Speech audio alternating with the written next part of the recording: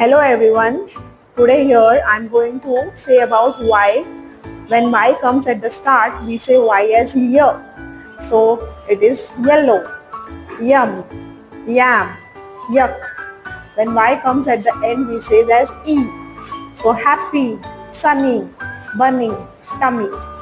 When Y comes at the end, so we say that I, cry, fry, dry, try. Now here when we find sometimes Y is in the middle, it says as short I, that is gin, syrup, gypsy, symbol, myth, symbol. Hope this is helpful. Thank you.